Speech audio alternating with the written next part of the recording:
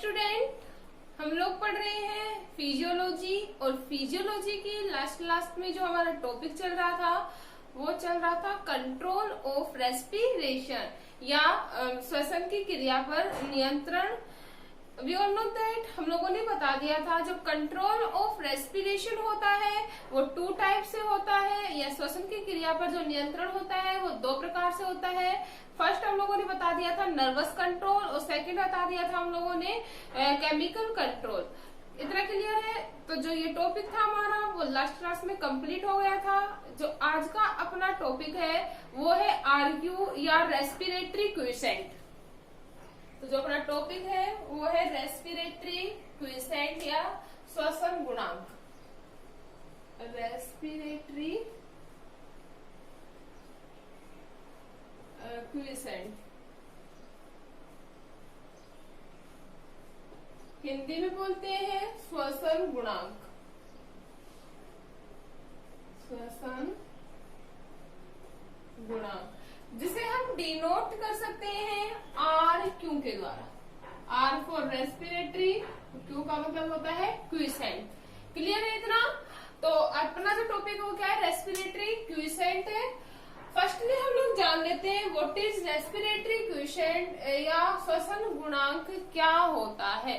तो जो श्वसन गुणांक होता है उसका जो मेन मीनिंग होता है वो ये होता है एक इकाई समय में श्वसन की क्रिया द्वारा निष्कासित CO2 का आयतन और ग्रहण की गई O2 का जो आयतन होता है वही क्या कहला रहा है, रेस्पिरेटरी क्वेश्चन या हम लोग बोल सकते हैं श्वसन गुणांक। वापस से देखना, एक इकाई समय में जो O2 ग्रहण की जाती है उसका आयतन और जो CO2 छोड़ी जाती है उसका आयतन क्या कहलाता है, respiratory quotient. We all know that respiration की जो एक्टिविटी होती है वो बहुत जरूरी होती है जीवों में।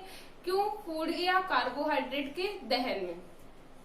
इतना क्लियर है? नेक्स्ट अगर हम बात करें कि जो अलग अलग जो पदार्थ होते हैं उनके लिए अलग अलग मात्रा में O2 की नीड होती है और जो O2 के बाद जो निष्कासित CO2 का जो वॉल्यूम होता है वो भी डिफर होता है। तो जैसे O2 और CO2 की जो मात्रा होती है वो अलग अलग यूज होती है अलग अलग पदार्थों के दहन में। इस प्रकार जो आरक्यू की जो वैल्यू होती है अलग अलग पदार्थों की वो भी क्या होती है, अलग अलग होती है। इतना क्लियर है? अगर हम इन्हें वर्ड लिखना चाहें तो हम लिख सकते हैं आरक्यू इक्वल टू निर्मित हुई CO2 का आयतन, निर्मित हुई CO2 का वॉल्यूम या CO2 का आयतन और प्रयुक्त की गई O2 का आयतन। प्रयुक्त की गई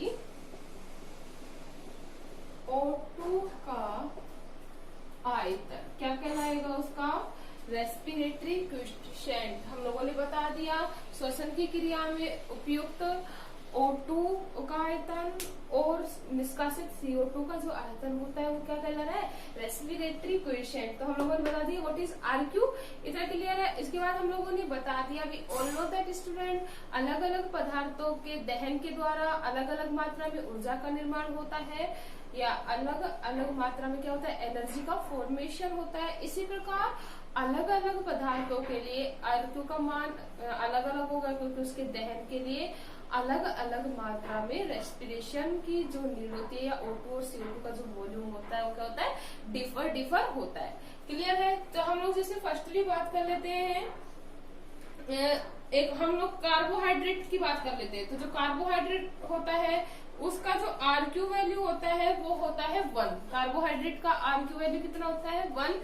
इसके हम जो रिएक्शन है उसके थ्रू आउट समझ लेते हैं। कार्बोहाइड्रेट में क्या इंक्लूड किया गया है, ग्लूकोज। तो फॉर्मूला हम लोग इसे एक रिएक्शन के द्वारा लिखेंगे C6H12O6। किसका फॉर्मूला है ये, कार्बोहाइड्रेट का।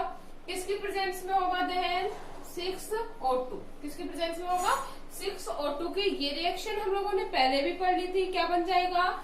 6CO2 प्लस 6H2O प्लस में किसका फॉर्मेशन होता है? एनर्जी का। किसका फॉर्मेशन होता है? एनर्जी का फॉर्मेशन होता है। और जो एनर्जी मिलती है वो अबाउट मिलती है 38 ATP।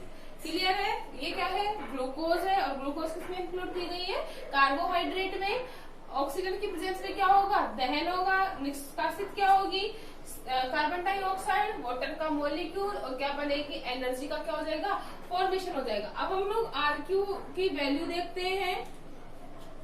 तो हम लोगों को पता है RQ का जो मान होगा, क्या है? RQ या रेस्पिरेटरी क्विसेंट क्या होगी इसकी? CO2 का आयतन। CO2 का आयतन और प्रयुक्त की गई O2 का आयतन। तो CO2 का आयतन कितना है? 6CO2। ये तो किसका आयतन होगा? 6CO2 किसका आयतन हो गया? कार्बन डाइऑक्साइड का आयतन अपॉन O2 का आयतन भी कितना है भाई? 6O2 का आयतन। दोनों 6 कट गया तो कितना हो जाएगा? The value of RQ is equal to 1। Clear है? इतना हम लोगों ने निकाल लिया। कैसे निकाला? हम लोगों ने बता दिया कि जो रिएक्शन होती है कार्बोहाइड्रेट के दहन की क्या होती है? ग्लूकोज प्लस किसकी प्रेजेंस में? 6 मॉलिक्यूल O2 के प्रेजेंस में क्या बनाता है? 6CO2 बनाता है। 6 मॉलिक्यूल वाटर के और एनर्जी बनती है लगभग 38 ATP बनती है। तो हम लोगों ने RQ का मतलब हम लोगों को पता है, निर्मित की गई CO2 का वैल्यू अपॉन O2 का वैल्यू। तो क्या निकल जाएगा उसका? RQ। तो निर्मित की गई जो CO2 है वो कितनी है? 6 है। और जो प्रयुक्त जो O2 है वो कितनी है? 6O2 है। कितना वैल्यू आया? RQ। तो इस प्रकार हम लोग निकाल सकते हैं, किसी भी पदार्थ का RQ निकाल सकते हैं। नेक्स्ट हम बात करें अलग अलग पोषक पदार्थों का जो RQ होता है वो अलग अलग होता है। जैसे कार्बोहाइड्रेट का हम लोगों ने बता दिया कितना होता है? 1 होता है। फैट का होता है 0.7। फैट का जो RQ होता है वो कितना होता है? 0.7। इसी प्रकार जो प्रोटीन होता है उसका जो वैल्यू होता है, प्रोटीन का RQ जो वैल्यू होती है वो होती है 0.8। क्लियर है? हम लोग निकाल सकते हैं कि किस प्रकार से निकलेंगे फॉर्मूले में सेट करके। इतना क्लियर है? नेक्स्ट अगर हम बात करें ये टॉपिक अपना कंप्लीट हो गया। Air volume in breathing. Air volume in breathing. अगर हिंदी में बात करें तो इसे बोला जाता है श्वासोच्छ्वास में वायु की मात्राएं। श्वास उच्छ्वास में वायु की मात्राएं। वायु की मात्राएं। RQ का मान हमारा जो निकल गया, RQ हम लोगों को निकालना होगा। इतना क्लियर है? नेक्स्ट जो टॉपिक अपना हुआ है एयर वॉल्यूम इन ब्रीदिंग। तो फर्स्टली भी हम लोग जान लेते हैं कि what is air volume in breathing या एयर वॉल्यूम इन ब्रीदिंग किसे कहा जाता है।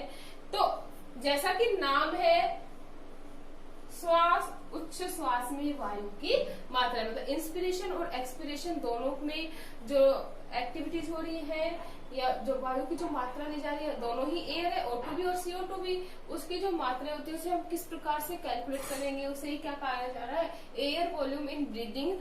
इन वन वर्ड हम लोग बोल सकते हैं फेफड़ों से संबंधित वायु की मात्राओं को। किसके संबंधित? फेफड़ों से संबंधित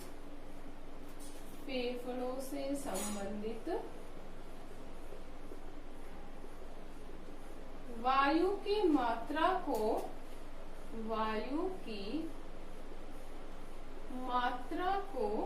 क्या कहा जा रहा है? Air volume in breathing. Clear है इतना? नेक्स्ट अगर हम बात करें एयर वॉल्यूम इन ब्रीदिंग में वेरियस टाइप की मात्राओं को रखा गया है, जिसमें अपना फर्स्ट है टाइडल वॉल्यूम। फर्स्ट जो अपना है वो क्या है? Tidal volume. टाइडल वॉल्यूम, जिसे हम लोग बोल सकते हैं ज्वारीय श्वसन। क्या बोल सकते हैं? ज्वारीय श्वसन। तो फर्स्टली हम लोग जान लेते हैं व्हाट इज टाइडल वॉल्यूम। जैसा कि नाम है ज्वारीय श्वसन, मतलब एक स्वस्थ व्यक्ति के द्वारा इन नॉर्मल कंडीशन, किसमें? नॉर्मल कंडीशन में ग्रहण की गई O2 की मात्रा और छोड़ी गई CO2 की मात्रा को ही क्या कहा जाता है? Tidal volume. मतलब एक सामान्य परिस्थितियों में वायुमंडलीय O2 ग्रहण की गई वायुमंडलीय O2 की मात्रा और छोड़ी गई CO2 की मात्रा को ही क्या कहा जा रहा है? Tidal volume. क्लियर है? सेकंड, अगर हम लोग बात करें inspiratory reserve volume, inspiratory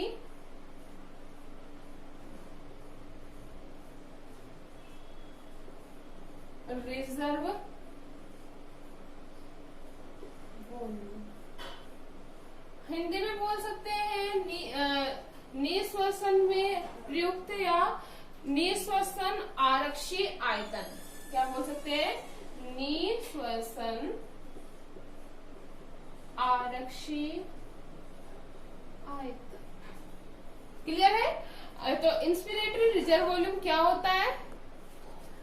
we all know that student, inspiration का मतलब ही क्या होता है? ग्रहण करना। इंस्पिरेशन का मतलब क्या होता है? ग्रहण करना। तो इंस्पिरेटरी रिजर्व वॉल्यूम क्या होगा? एक बार में अधिकतम मात्रा में, मतलब पूरी कोशिशों के साथ अधिकतम मात्रा में जो O2 ग्रहण की जाती है उसे ही क्या कहा जा रहा है? Inspiratory reserve volume. क्लियर है? नाम से निकल सकता है मीनिंग। इंस्पिरेटरी का तो क्या होता है? हम लोग ग्रहण कर रहे हैं, मतलब एक निश्चित मात्रा में पूरा ट्राई के साथ हम लोग कितनी मात्रा में O2 ग्रहण कर सकते हैं वो क्या कहला है? इसका इंस्पिरेटरी रिजर्व वॉल्यूम। जो इंस्पिरेटरी रिजर्व वॉल्यूम की जो मात्रा होती है वो अबाउट होती है 2.5 लीटर। कितना होता है? 2.5 लीटर। नेक्स्ट जो अपना होता है वो है expiratory reserve volume. Expiratory reserve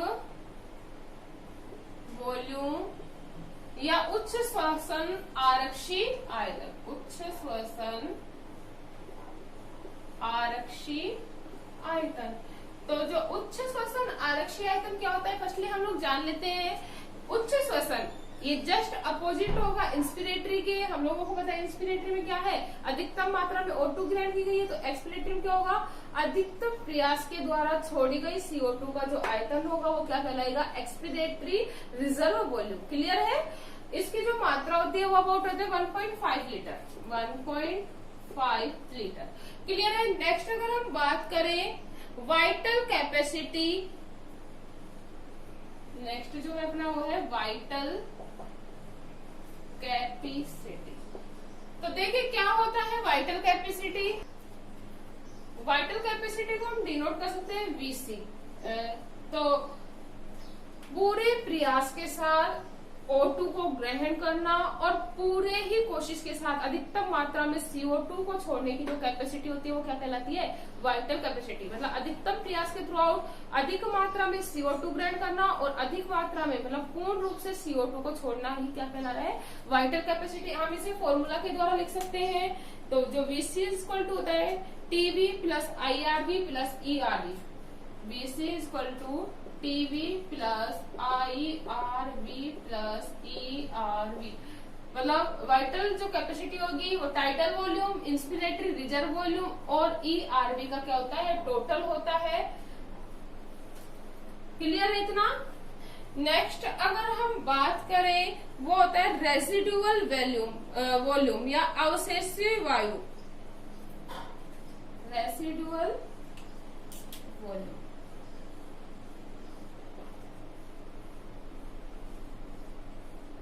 जैसा कि नाम है इसे बोल सकते हैं अवशेषी वायु। जैसा कि नाम है बेसिकली हम लोग कई बार बता चुके हैं कि कुछ चीजों के जो नाम है वो बेसिकली निकल सकते हैं। रेसिडुअल वॉल्यूम का मतलब क्या होता है? अधिकतम प्रयास के बाद जो CO2 बची हुई वॉल्यूम, मतलब रेसिडुअल वॉल्यूम क्या होगा? शेष बची हुई वॉल्यूम। तो अधिकतम प्रयास के बाद CO2 निकालने के बाद जो फेफड़ों में बची हुई जो CO2 का आयतन है वो क्या कहलाएगा, रेसिडुअल वॉल्यूम। क्लियर है, मतलब पूरी निकाल दिया हम लोगों ने, उसके बाद भी कुछ जो वायु है वो CO2 कुछ जो वायु है वो लंग्स में क्या रह जाती है, लेफ्ट रह जाती है, इसे ही क्या कहा जा रहा है, रेसिडुअल वॉल्यूम। क्लियर है। नेक्स्ट अगर हम बात करें कुल फुफ्फुसीय सामर्थ्य या total lungs capacity, total lungs capacity, जैसा कि नाम है टोटल लंग्स कैपेसिटी, लंग्स की जो कैपेसिटी है बेसिकली क्या होगा, लंग्स की कैपेसिटी मतलब पूरी क्रिया के बाद जो वायु लंग्स में समा सकती है, मतलब रेस्पिरेशन की क्रिया के द्वारा जो वायु लंग्स में स्टोर रह सकती है उसका जो वॉल्यूम होगी या उसकी जो कैपेसिटी होगी वो क्या कहलाएगी, टोटल लंग्स कैपेसिटी। इतना क्लियर है। रेस्पिरेशन जो चैप्टर अपना वो आज कंप्लीट हो गया। ओके।